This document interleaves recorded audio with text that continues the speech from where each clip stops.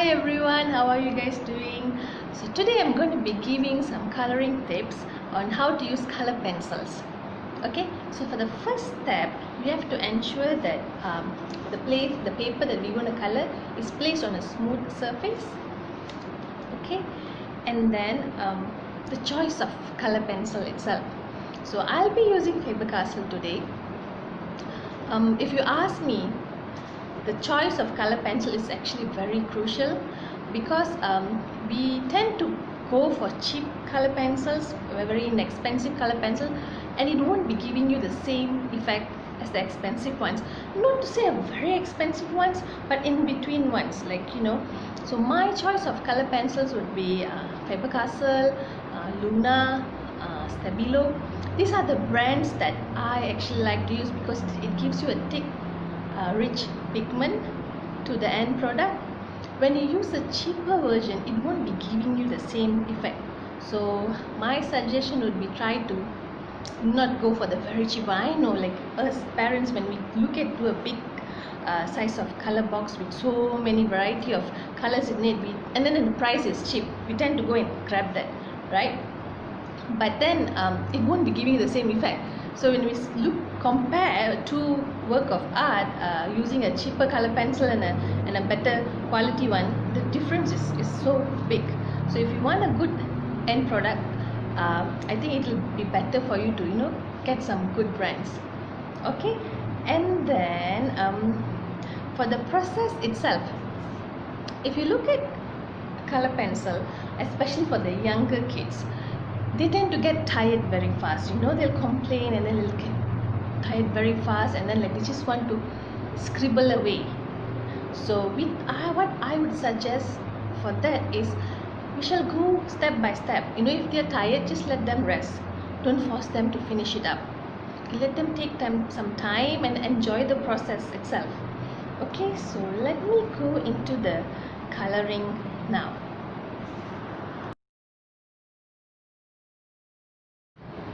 So as you see here, we have a picture of wombat over here, and I'm going to start coloring it with the colors that I like. For example, I have some pictures of strawberries over here, so I'm going to start coloring the strawberries. So my suggestion would be, I'll always tell my children to outline the sides of the image that you want to color.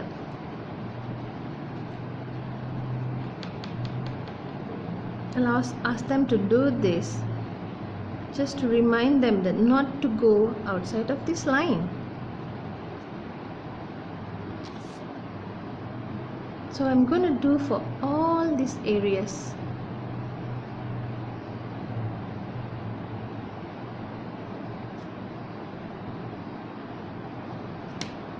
As I mentioned earlier, the younger children tend to scribble and finish up fast.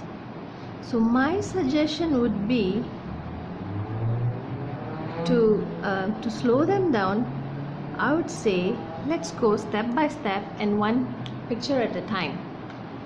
And other than that, what other things they can do is, like, if just say they're using red, so wherever other places, for example, I have like a few strawberries here, I have 2 more strawberries here, so I would finish up all the places that I want to use the same color.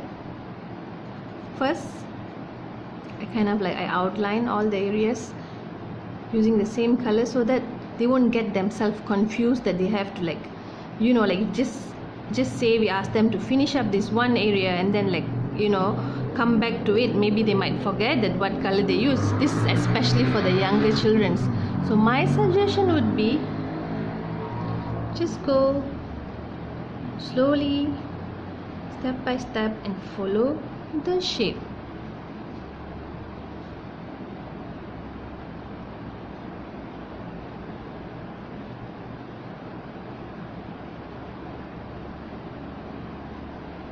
Okay, once I'm done with that, now I'm going to go into coloring. So I call this method the ladder method, where we go from left to right in up and down motion. So this way. So left to right, up and down, so that they won't be missing a spot. So if when you look at the younger children, they tend to like start in the middle, or they tend to like just like scribble it because they want to finish it fast. So you have to like keep encouraging them.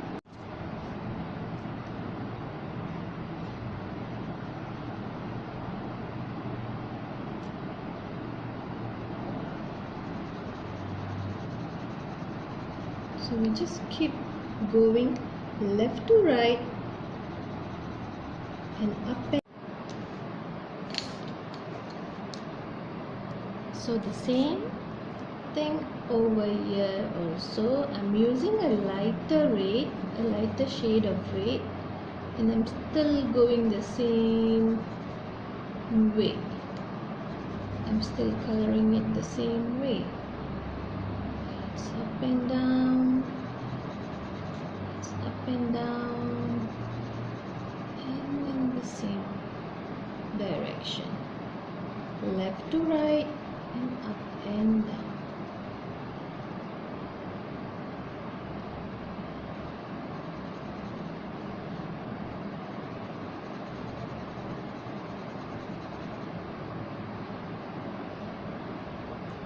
Here I would like to show you a trick on how to sharpen your color pencils. Usually what we'll do, we tend to turn the pencil, right?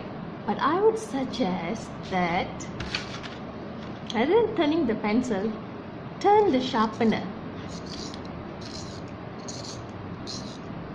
By doing this, you'll actually can prevent the breakage of the nib. You know, the children, they tend to keep breaking this, and they'll just keep repeating it, you know. So by using the sharpener to turn it, actually we can prevent the breakage.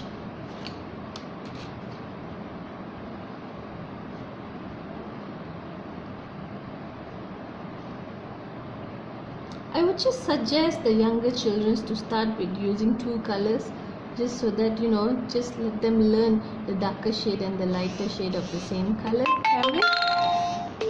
Whereas for the older kids, they can actually try to, you know, try to do more shading and then try to look for the contour lines and all that. For example, let me show you on how to color the leaf over here. So I'm gonna use 3 colors, 3 colors here. I'm gonna use the yellow, a lighter green and a darker green. Okay, so for the inside part of the line, I'm using a darker green. Okay, like I said earlier, I would like to outline everything first.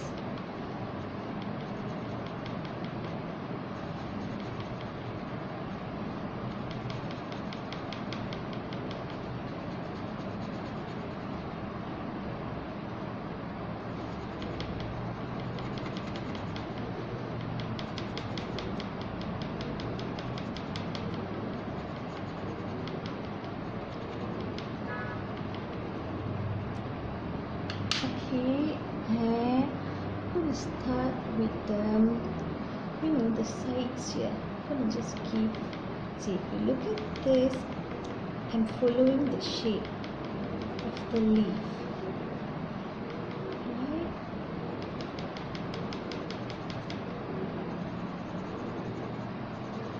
I'm still using the up and down way.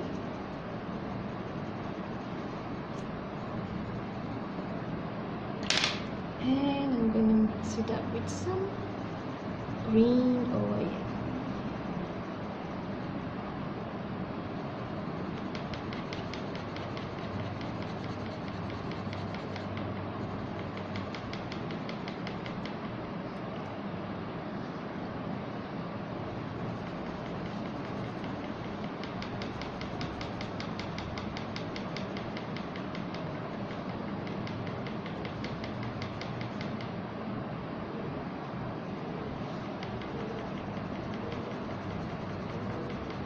just to indicate there's another leaf behind here, I'm going to just make this area, like darken this area.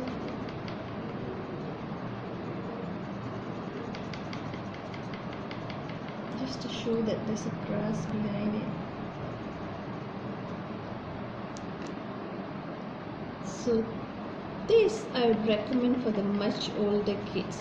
You can try to do overlap the coloring like this.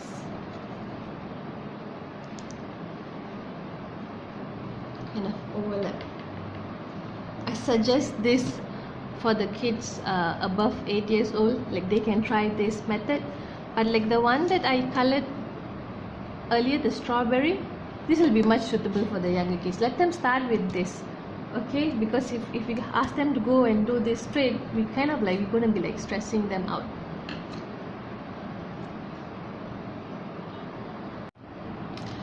Okay, now let me show you how to color the leaf over here.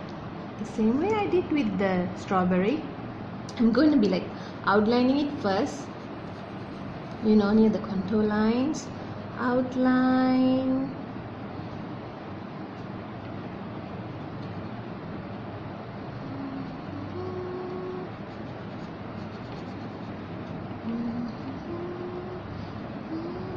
if you see over here, it's like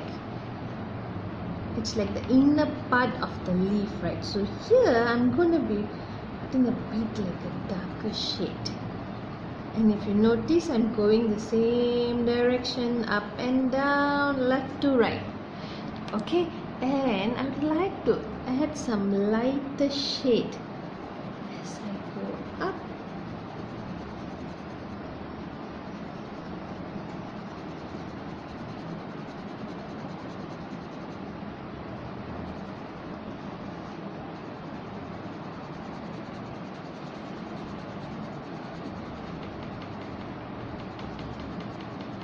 For the younger kids, sometimes I would suggest, because they tend to like scribble a lot, and then like they tend to leave out a lot of white spot, right? Sometimes I'll tell them, why not you try to color it 2 times, like each area you do it 2 times, like do it twice, like do it one way, this, and then like turn it around, like as though like cross hatching it, like turn it around and color it, so that they'll be able to cover every areas that they miss.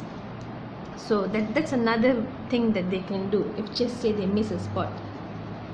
And if you look here, I'm like overlapping the color, just to like create the shade, like as though it's like from light it's going into dark. So this is something they can try. But for younger ones, like the children's between like 5 to 7, sometimes they might find it a bit difficult. I would suggest just let them keep it simple with them. You can just keep it with 1 or 2 colors only for now. As they grow much older, then they can add in more colors. They can try to add in more shadings. Okay.